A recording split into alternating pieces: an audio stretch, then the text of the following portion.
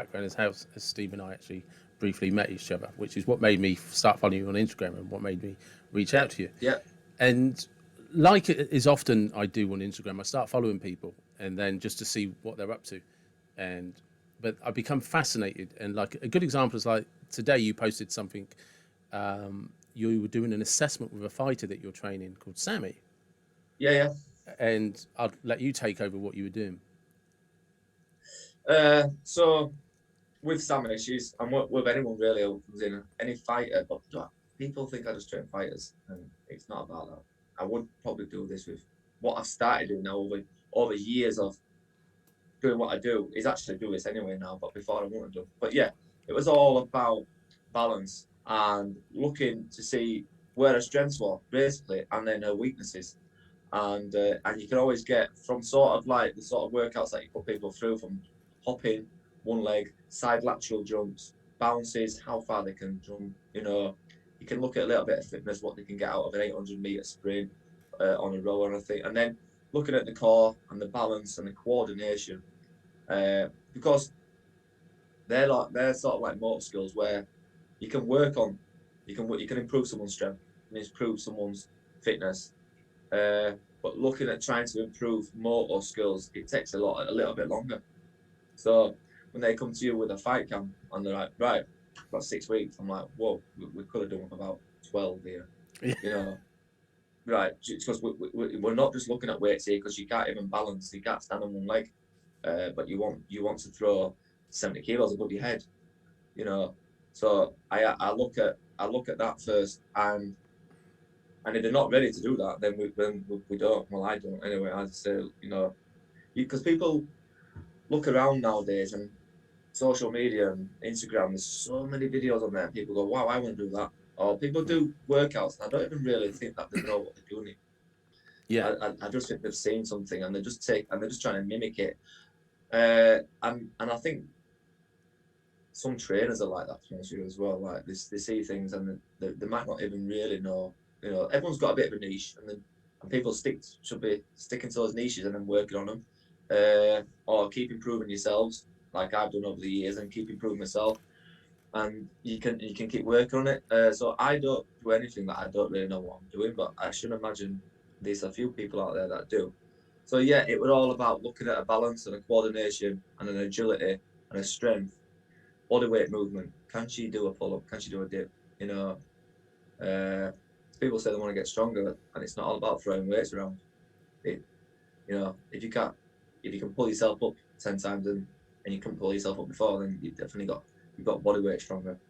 Uh, and when it comes to fighting, it's not really about weights, because if you can move your body, throw your body around, it's all about technique. I leave that to somebody else because that's their expertise, and they'll go to somebody else and learn all the technique.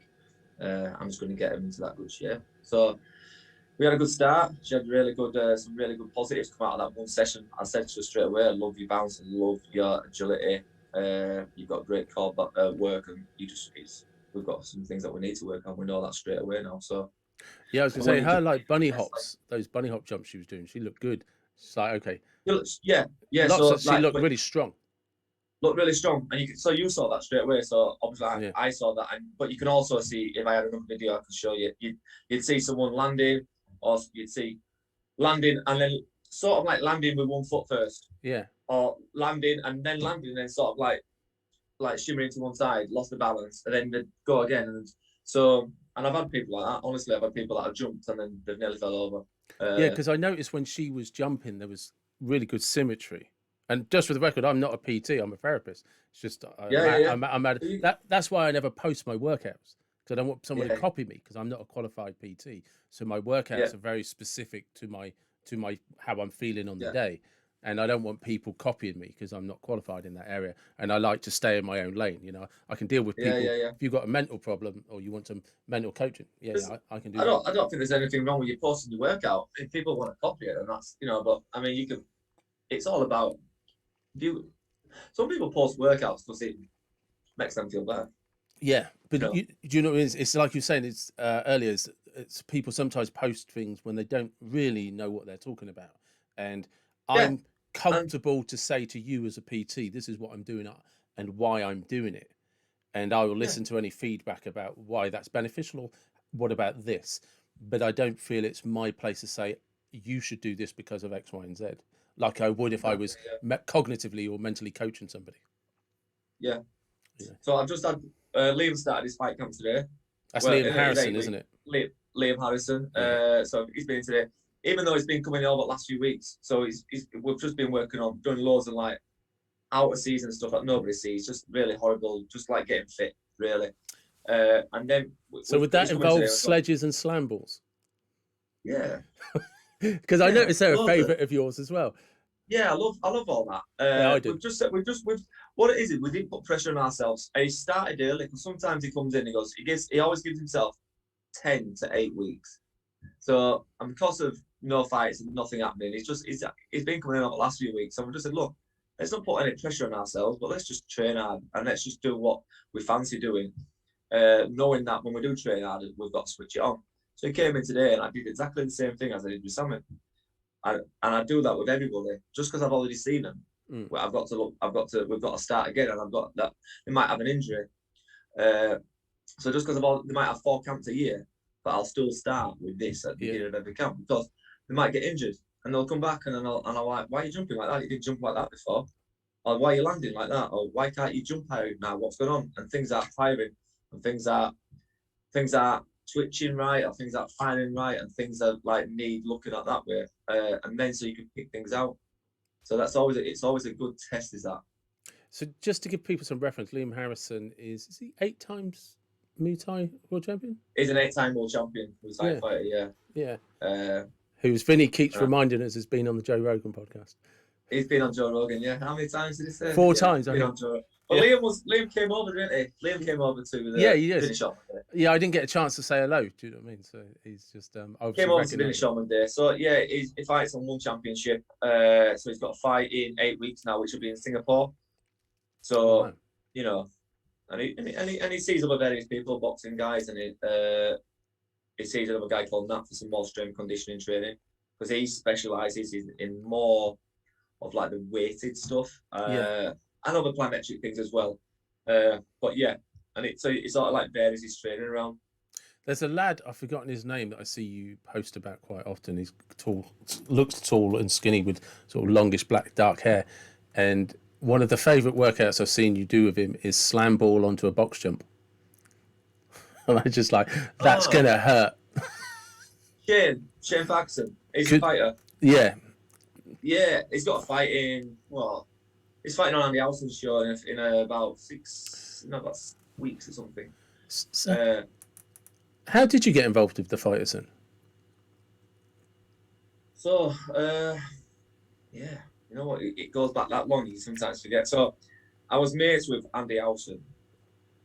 I was just working in a gym, and I had my sort of like my own past. I've been a professional rugby player for 10 years prior to this. So. From being 16 to 26, I was a professional rugby player, and then I went into a gym, and then I knew Andy, and he came down and started doing some training sessions with me because he was fighting, and he just came down, and he just said, you know what, mate, like you should come and do a class for us at Bad Company, because I used to at that time when I first started off, as many personal trainers probably do, you start off doing a lot of classes just to try and get a client base, you know. And the more classes you can do, and people love your classes, and you've got a good vibe, and people go, "Oh, do you do personal training?" I'm like, "Oh yeah, I do." Yeah, so as it goes. As it goes, I've got a card in my pocket. There you go, and I got a special offer on the back. If you get in touch with me tonight, and you can start tomorrow. And it just rolls like that. Yeah. So and he goes, it should get us. I'll get you. You can come down. Anyway, because I do a class on a Tuesday night. He goes, come down and join in with me, and we'll make it into. I'll split the class. You do some fitness and quad and all your sort of stuff, and I'll do the pad work, and then we'll swap them over. And we were like, well, that's a good idea. And we thought, right, we started calling it like CrossFit Thai, and we started making all these names up on Facebook like you do. And people were like, oh, what's this? And lots of people coming down. It was brilliant. And then he just went, right. And Andy was like, well, I can't remember the reason now, but it was like, right, I'm not doing this class anymore. You can just do it, Steve.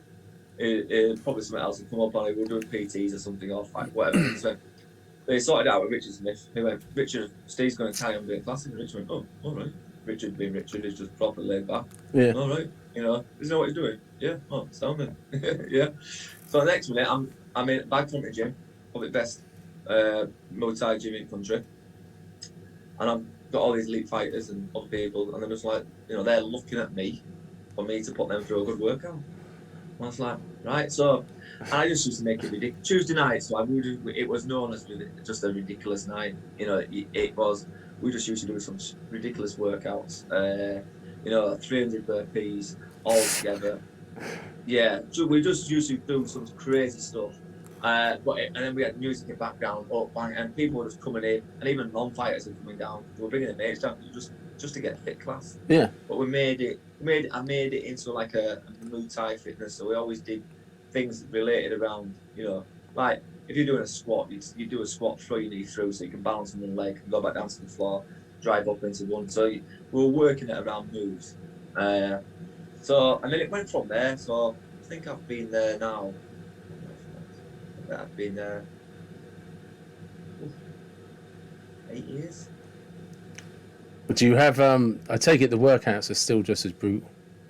Yeah, that's the thing. Like, you forget. If I'd have wrote down, I said to Liam Harrison today. Actually, we've been training together for 8 years plus. So when I first got to Badco, he was like straight on. He said, I want to do something with you. We started it from there, and I said today, if we wrote down every session we have done, we'd be able to sell that book anyway.